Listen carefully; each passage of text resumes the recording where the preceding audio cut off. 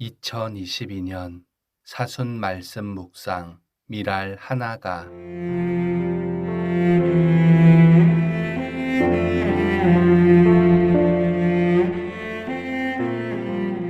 참미예수님, 은총의 사순식이 주님 순환 성금요일입니다. 기도 지향. 순환의 길을 걸으신 예수님의 마음을 헤아려 보며 말씀을 읽어봅시다. 그와 더불어 노인들이 삶의 마지막 시기를 건강하게 또 잘 받아들여 살아갈 수 있기를 함께 기도해 봅시다. 시작 기도 하겠습니다. 성부와 성자와 성령의 이름으로 아멘. 주 예수 그리스도 구원의 주님, 당신의 십자가 앞에 꿇어 엎드립니다. 제 영혼과 마음을 열어 당신 고난을 바라봅니다. 제 가련한 영혼 앞에 당신 십자가를 세워 놓습니다. 당신이 어떤 일을 겪으셨는지, 누구를 위해 겪으셨는지 조금이라도 이해하고 온 마음으로 받아들이고 싶습니다. 모든 마음의 주님, 십자가에 못 박히신 당신 사랑으로 약하고 가난하고 지친 제 마음을 감싸 안아주소서. 당신을 느낄 내면의 감각을 갖고 싶습니다. 제게 가장 필요한 갈망을 일깨워 주소서. 그건 당신과 깊이 만나는 것, 당신을 사랑하는 것입니다. 그건 당신 고난과 죽음을 바라볼 때 계속될 수 있습니다. 십자가에서 마지막으로 남기신 7 말씀을 묵상합니다. 언젠가 제 죽음의 순간에도 죽음 이후에도 당신은 제게 말씀하실 것입니다. 오 주님, 제가 죽는 순간에도 당신의 자비와 사랑에서 솟아난 그 말씀을 듣게 하소서. 그 말씀을 흘려 듣지 않게 하소서. 이제 십자가에서 당신 마지막 말씀을 제가 기꺼이 받아들이게 하소서. 아멘. 오늘의 말씀, 요한이 전한 우리 주 예수 그리스도의 순환기입니다. 그때 예수님께서는 제자들과 함께 키드론 골짜기 건너편으로 가셨다. 거기에 정원이 하나 있었는데 제자들과 함께 그곳에 들어가셨다. 예수님께서 제자들과 함께 여러 번 거기에 모이셨기 때문에 그분을 팔아넘길 유다도 그곳을 알고 있었다. 그래서 유다는 군대와 함께 수석 사제들과 바리사이들이 보낸 성전 경비병들을 데리고 그리로 갔다. 그들은 등불과 횃불과 무기를 들고 있었다. 예수님께서는 당신께 닥쳐오는 모든 일을 아시고 앞으로 나서시며 그들에게 물으셨다. 누구를 찾느냐? 그들이 대답하였다. 나자렛 사람 예수요. 예수님께서 말씀하셨다. 나다. 예수님을 팔아넘길 유다도 그들과 함께 서 있었다. 예수님께서 나다 하실 때 그들은 뒷걸음질 치다가 땅에 넘어졌다. 예수님께서 다시 물으셨다. 누구를 찾느냐? 그들이 대답하였다. 나자렛 사람 예수요. 예수님께서 말씀하셨다. 나다 하지 않았느냐? 너희가 나를 찾는다면 이 사람들은 가게 내버려 두어라. 이는 아버지께서 저에게 주신 사람들 가운데 하나도 잃지 않았습니다. 하고 당신께서 전에 하신 말씀이 이루어지게 하려는 것이었다. 그때 시몬 베드로가 가지고 있던 칼을 뽑아 대사제의 종을 내리쳐 오른쪽 귀를 잘라버렸다. 그 종의 이름은 말코스였다. 그러자 예수님께서 베드로에게 이르셨다. 그 칼을 칼집에 꽂아라. 아버지께서 나에게 주신 이 잔을 내가 마셔야 하지 않겠느냐? 군대와 그 대장과 유다인들의 성전 경비병들은 예수님을 붙잡아 결박하고 먼저 한나스에게 데려갔다. 한나스는 그 해의 대사제 카야파의 장인이었다. 카야파는 백성을 위하여 한 사람이 죽는 것이 낫다고 유다인들에게 충고한 자다. 시몬 베드로와 또 다른 제자 하나가 예수님을 따라갔다. 그 제자는 대사제와 아는 사이여서 예수님과 함께 대사제의 저택 안뜰에 들어갔다. 베드로는 대문 밖에 서 있었는데 대사제와 아는 사이인 그 다른 제자가 나와서 문지기 하녀에게 말하여 베드로를 데리고 들어갔다. 그때 문지기 하녀가 물었다. 당신도 저 사람의 제자 가운데 하나가 아닌가요? 그러자 베드로가 대답하였다. 나는 아니요. 날이 추워 종들과 성전 경비병들이 숯불을 피워놓고 서서 불을 쬐고 있었는데 베드로도 그들과 함께 서서 불을 쬐었다. 대사제는 예수님께 그분의 제자들과 가르침에 관하여 물었다. 예수님께서 그에게 대답하셨다. 나는 세상 사람들에게 드러내놓고 이야기하였다. 나는 언제나 모든 유다인이 모이는 회당과 성전에서 가르쳤다. 은밀히 이야기한 것은 하나도 없다. 그런데 왜 나에게 묻느냐? 내가 무슨 말을 하였는지 들은 이들에게 물어보아라. 내가 말한 것을 그들이 알고 있다. 예수님께서 이렇게 말씀하시자 곁에 서 있던 성전 경비병 하나가 예수님의 뺨을 치며 말하였다. 대사제께 그따위로 대답하느냐? 예수님께서 대답하셨다. 내가 잘못 이야기하였다면 그 잘못의 증거를 대보아라. 그러나 내가 옳게 이야기하였다면 왜 나를 치느냐? 한나스는 예수님을 결박한 채로 카야파 대사제에게 보냈다. 시몬 베드로는 서서 불을 쬐고 있었다. 사람들이 그에게 물었다.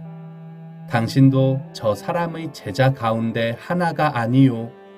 베드로는 부인하였다. 나는 아니요.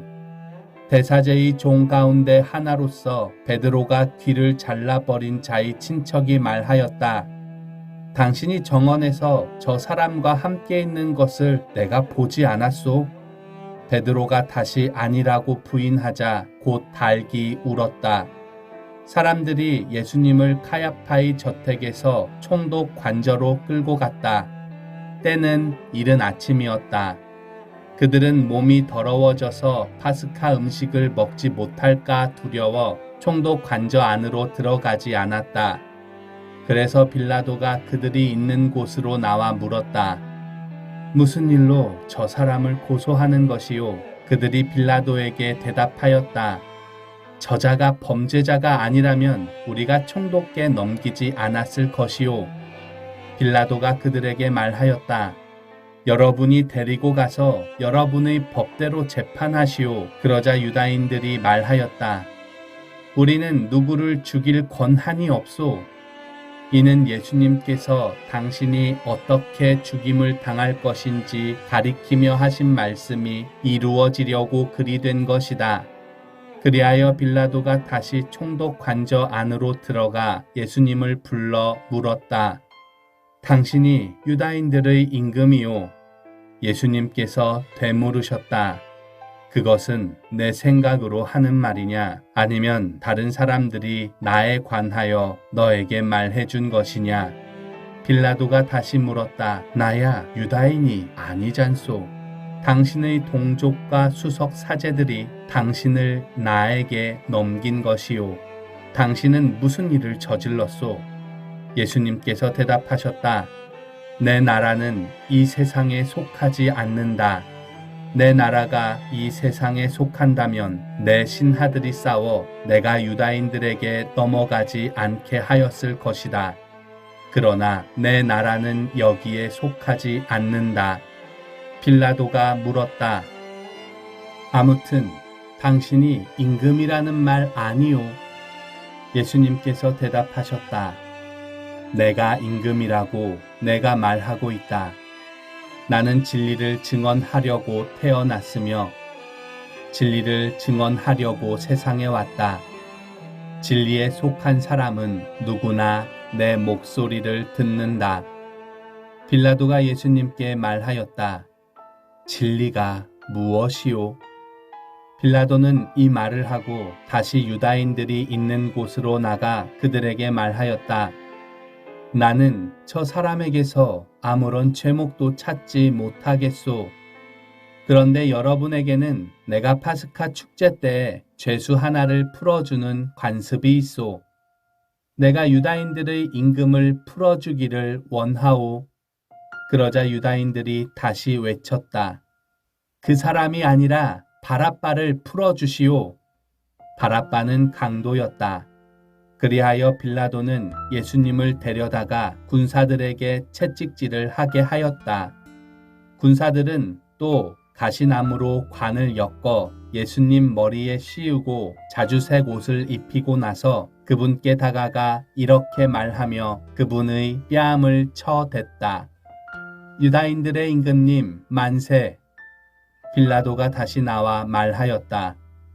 보시오, 내가 저 사람을 여러분 앞으로 데리고 나오겠소. 내가 저 사람에게서 아무런 죄목도 찾지 못하였다는 것을 여러분도 알라는 것이오. 이윽고 예수님께서 가시나무 관을 쓰시고 자주색 옷을 입으신 채 밖으로 나오셨다. 그러자 빌라도가 그들에게 말하였다. 자, 이 사람이요. 그때 수석 사제들과 성전 경비병들은 예수님을 보고 외쳤다. 십자가에 못 박으시오. 십자가에 못 박으시오. 빌라도가 말하였다. 여러분이 데려다가 십자가에 못 박으시오. 나는 이 사람에게서 죄목을 찾지 못하겠소. 그러자 유다인들이 빌라도에게 대답하였다. 우리에게는 율법이 있소. 이 율법에 따르면 그 자는 죽어 마땅하오. 자기가 하느님의 아들이라고 자처하였기 때문이오. 빌라도는 이 말을 듣고 더욱 두려운 생각이 들었다. 그리하여 다시 총독 관저로 들어가 예수님께 물었다. 당신은 어디서 왔소? 예수님께서는 아무 대답도 하지 않으셨다. 그러자 빌라도가 예수님께 말하였다. 나에게 말을 하지 않을 작정이요. 나는 당신을 풀어줄 권한도 있고 당신을 십자가에 못 박을 권한도 있다는 것을 모르시오. 예수님께서 대답하셨다. 내가 위로부터 받지 않았으면 나에 대해 아무런 권한도 없었을 것이다. 그러므로 나를 너에게 넘긴 자의 죄가 더 크다. 그때부터 빌라도는 예수님을 풀어줄 방도를 찾았다. 그러나 유다인들이 외쳤다. 그 사람을 풀어주면 총독께서는 황제의 친구가 아니오. 누구든지 자기가 임금이라고 자처하는 자는 황제에게 대항하는 것이요. 빌라도는 이 말을 듣고 예수님을 밖으로 데리고 나가 리토스 트로토스라고 하는 곳에 있는 재판석에 앉았다. 리토스 트로토스는 히브리 말로 갑바타라고 한다. 그날은 파스카 축제일이었고 때는 낮 12시쯤이었다.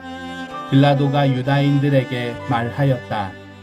보시오, 여러분의 임금이요. 그러자 유다인들이 외쳤다. 없애버리시오, 없애버리시오. 그를 십자가에 못 박으시오. 빌라도가 그들에게 물었다. 여러분의 임금을 십자가에 못 박으라는 말이요. 수석 사제들이 대답하였다. 우리 임금은 황제뿐이요. 그리하여 빌라도는 예수님을 십자가에 못 박으라고 그들에게 넘겨주었다. 그들은 예수님을 넘겨받았다. 예수님께서는 몸소 십자가를 지시고 해골터라는 곳으로 나가셨다. 그곳은 히브리 말로 골고타라고 한다. 거기에서 그들은 예수님을 십자가에 못 박았다. 그리고 다른 두 사람도 예수님을 가운데로 하여 이쪽 저쪽에 하나씩 못 박았다. 빌라도는 명패를 써서 십자가 위에 달게 하였는데 거기에는 유다인들의 임금 나자렛 사람 예수라고 쓰여 있었다. 예수님께서 십자가에 못 박히신 곳이 도성에서 가까웠기 때문에 많은 유다인이 그 명패를 읽게 되었다. 그것은 히브리말, 라틴말, 그리스말로 쓰여 있었다. 그래서 유다인들의 수석 사제들이 빌라도에게 말하였다. 유다인들의 임금이라고 쓸 것이 아니라 나는 유다인들의 임금이다 하고 저자가 말하였다고 쓰시오. 빌라도가 대답하였다. 내가 한번 썼으면 그만이오. 군사들은 예수님을 십자가에 못 박고 나서 그분의 옷을 가져다가 네 몫으로 나누어 저마다 한 몫씩 차지하였다.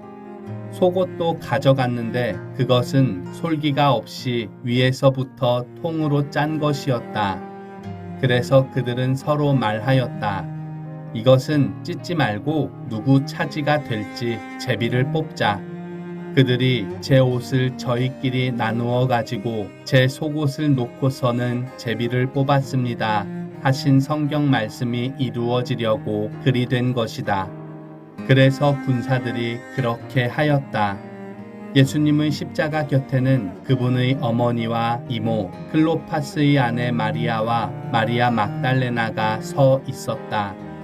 예수님께서는 당신의 어머니와 그 곁에 선 사랑하시는 제자를 보시고 어머니에게 말씀하셨다. 여인이시여, 이 사람이 어머니의 아들입니다. 이어서 그 제자에게 말씀하셨다. 이분이 내 어머니시다. 그때부터 그 제자가 그분을 자기 집에 모셨다. 그 뒤에 이 모든 일이 다 이루어졌음을 아신 예수님께서는 성경 말씀이 이루어지게 하시려고 말씀하셨다. 목마르다. 거기에는 신 포도주가 가득 담긴 그릇이 놓여 있었다. 그래서 사람들이 신 포도주를 듬뿍 적신 해면을 우슬초 가지에 꽂아 예수님의 입에 갖다 대었다. 예수님께서는 신 포도주를 드신 다음에 말씀하셨다. 다 이루어졌다. 이어서 고개를 숙이시며 숨을 거두셨다.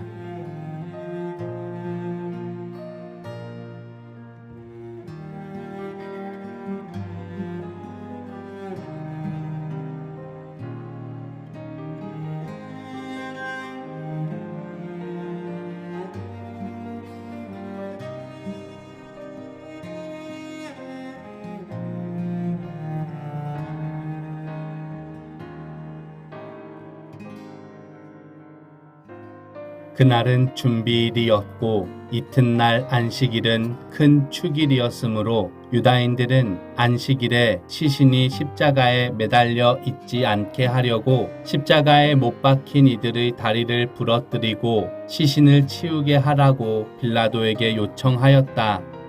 그리하여 군사들이 가서 예수님과 함께 십자가에 못 박힌 첫째 사람과 또 다른 사람의 다리를 부러뜨렸다.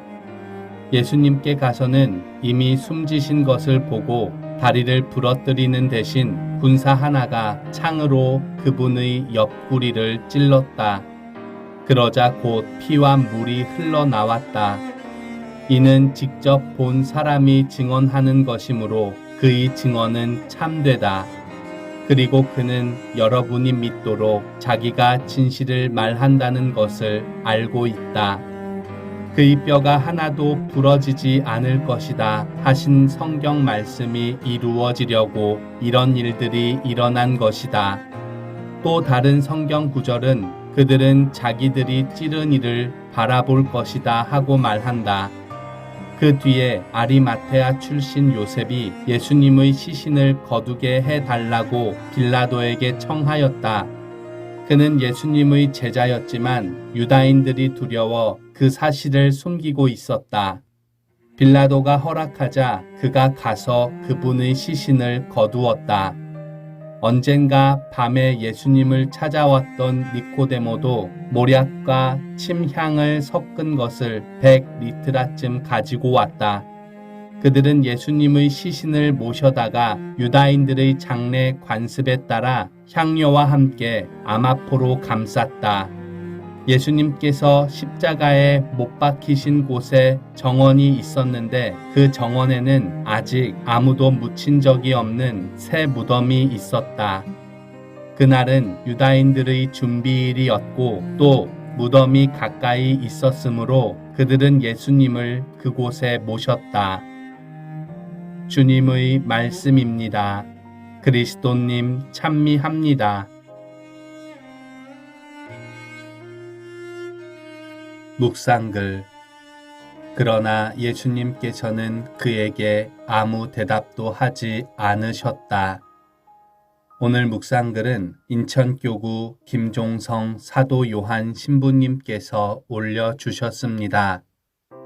예전 십자가의 길 14처 제목들에는 악당들이 등장했다. 예를 들면 악당들이 예수의 옷을 벗기다 라는 식이다. 심지어 14처 그림 중에는 야비하게 비웃고 있는 병사들의 모습도 볼 수 있다. 그런데 이런 요소들은 순한 묵상을 방해한다. 예를 들어 민주화운동 시위 중 맨 앞에서 방패를 들고 있는 정경을 미워해서야 되겠는가?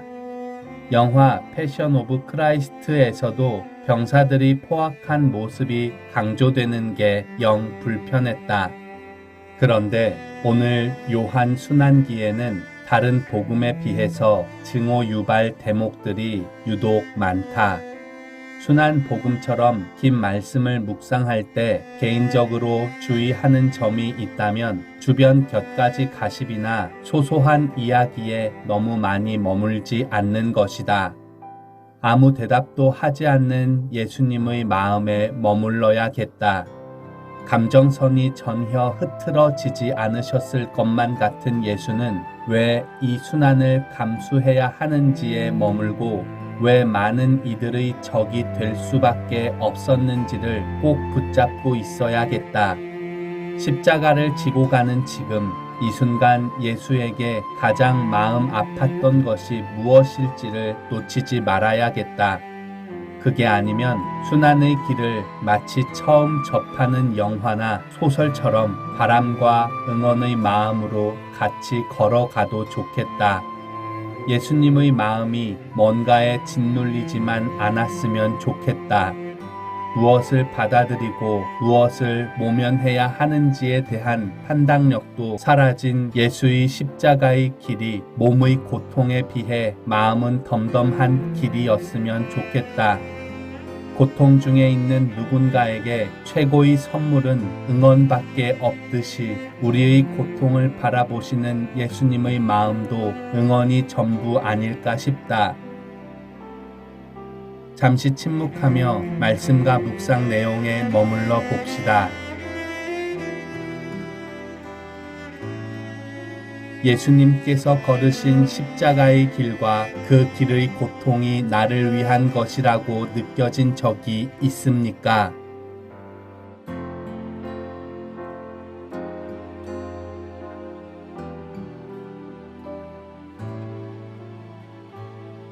기도합시다. 주님, 제 말과 행동이 당신의 아픔을 더해 드리는 것이 아니라 힘이 되고 기쁨이 되게 하소서. 당신의 마음을 좀 더 헤아리고 당신의 길에서 벗어나지 않게 하소서. 아멘. 성부와 성자와 성령의 이름으로 아멘.